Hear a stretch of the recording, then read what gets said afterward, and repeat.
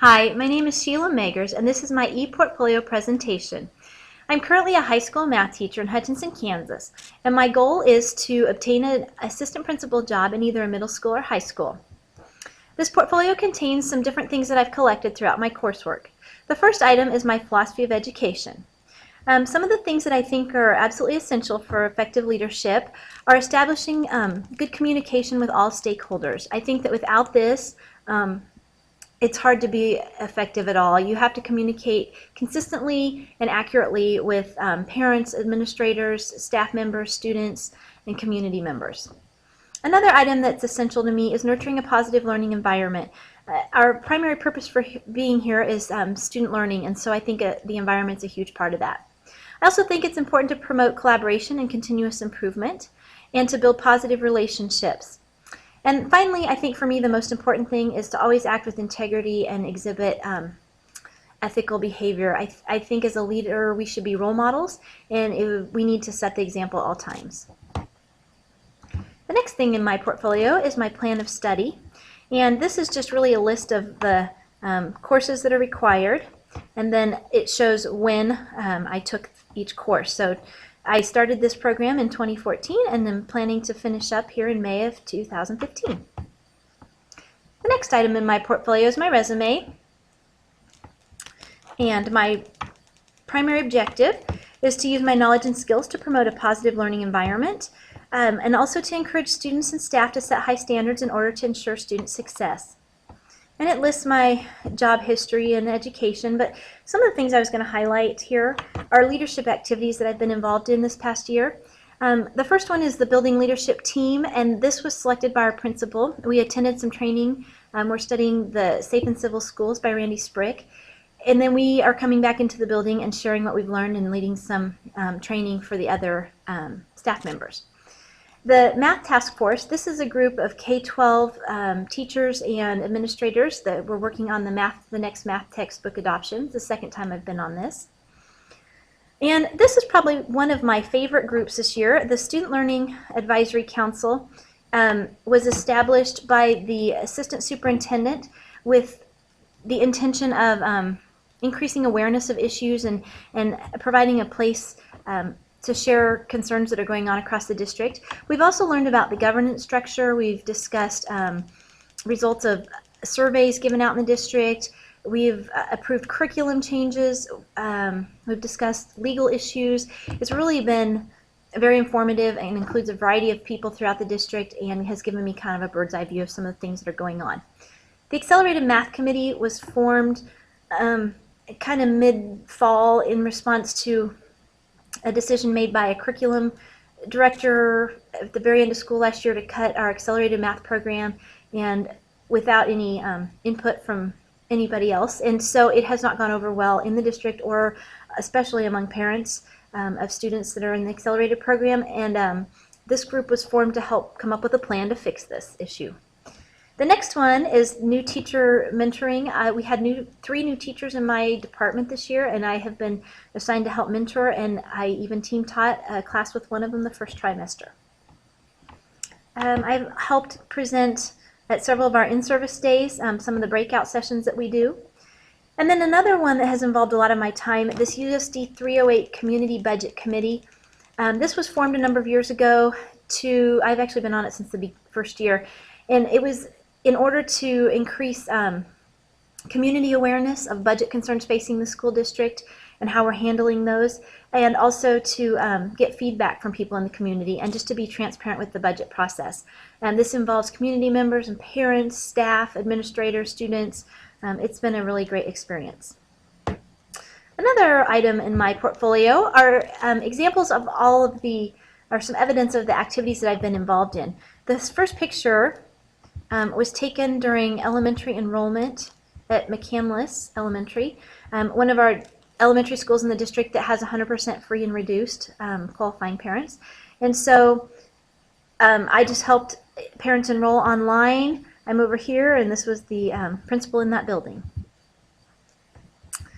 This is from our community budget meetings. 3 of the meetings this year were dedicated to really studying in depth some changes that are going to occur in the restructuring of our elementary schools. We had 6 options on the table, and you can see this one was kind of attendance center options. And that we looked at the benefits. I have pages and pages here, but benefits, the drawbacks, what questions do we still have for each of the 6 options, and we're looking at cutting a track of K through 6 teachers in order to save some money for the starting in 2016. This is an article that appeared in the Hutch News after the very first parent meeting that was to address the math concerns. This meeting was absolutely terrible. The person that led it was not very prepared and didn't have anything concrete or a plan in place, and parents left pretty angry, and so that's how it made the paper. The Accelerated Math Committee, here's some of the stuff that we came up with for the second meeting that was held in February for parents. And this time they were given a packet with some concrete plans in place and just some different PowerPoints that showed some of the changes that are occurring because of Common Core. The final page I included just shows a list of questions from parents that were submitted prior to the meeting, and there were actually 3 pages. I just included one. You can see who were the district personnel that contributed to this, what were their qualifications, how were they chosen. The parents were upset. This was a great example of why school and community relations are so important. The next one, I shadowed one of our elementary principals one afternoon, and we just visited a bunch of classrooms and handed out milk and did bus duty. This was when we stopped in briefly in the library. I also attended the state assessment training at the same elementary school another day, and these were a couple of the handouts that were passed out. It was interesting to see the difference between elementary, how they handle state assessments, and how they're handled at the high school. This was a case study, A Good Teacher Turns Bad, and this was about an elementary teacher that was not very effective and how that should be handled, and so that one made me think pretty hard on what legally can you do and how do you handle it in order to treat everybody fairly. Here are some secondary activities that I was involved in. The first one shows 2 of the teachers, the first-year teachers that I mentored this year, and I checked in with them on a daily basis, or they actually stopped in my room a lot of days before I could get to them. So just lots of answering questions. The next one, this came a day or 2 after the second parent meeting, and the second parent meeting for the math program went much better because they had handouts, but parents were still concerned and made the paper again. Here's some of the curriculum work that we did at one of those curriculum meetings. Here's kind of an overview of the plan we came up with, and then I included just part of the 6th grade, what we did with the standards. We broke them down into every single class for 6 through 12 for our accelerated program. Here are a couple pictures of after-school supervision, one outside in front of the building and one in our front lobby. This is a PowerPoint that I made for the September 12th in-service that I helped present, and it was on positive behavior strategies. This is a presentation I made for my special education class. I selected autism because I have a student in my class currently with autism, and I've had several in previous years as well. So this presentation could be used as an in-service training as well. This is a video with 5 technology tutorials on it that I made for my technology class. It includes only options that can be found online for free, which was challenging to find math ones sometimes, but I have actually used 4 of them successfully in my classroom. And this is an observation. I actually met with a teacher as part of an assignment and had a pre-observation conference, an observation, and then a post-conference, and that was a great experience. We both learned a lot, I think. And this is a case study on internet use violations. We actually had an incident very similar to this here a couple years ago. And the final one I included as far as a case study was all A's are not enough, because for me this one was really hard. It was the first one I did, and I visited with several administrators and got very conflicting ways of handling it, and so I had to really process that one a little longer than most. And the final category I have is on district level activities. This picture was taken on March 16th at one of our budget committee meetings when we broke into small groups. Here Here are 2 articles that appeared in the paper in the following days after that meeting. One of the topics was raising the mill levy, and so the papers picked up on that. Community members did not like the idea of increased taxes. These are some handouts from some of the student learning advisory meetings. Here's our roster for the year, and then I went ahead and included the agendas for each of the meetings that we've had so far, so you can kind of see some of the things. We looked at data at that particular one and talked about convocation. Let's see, the next thing I have is the math task force. Again, it starts with the roster of the members, and then I also included a timeline that we have in place for adopting new curriculum. I included an agenda from our January meeting, and then also our rotation schedule for curriculum adoption in our district. This was my system analysis for my school finance class. Some of it I already knew from being on the budget committee, but I learned a lot more, looked more in depth at the budget. This was my very favorite project in the whole program. I really enjoyed that one.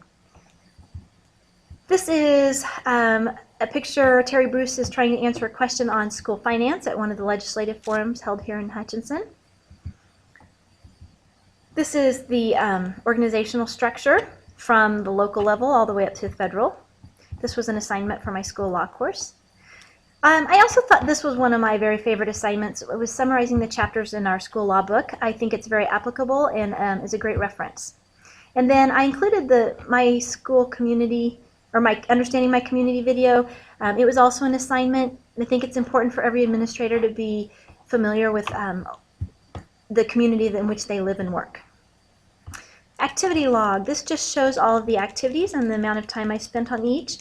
It does look like I don't have nearly as many elementary. That was partly because of scheduling. It was hard to get over to the elementary buildings. They start later and end earlier than we do at the high school.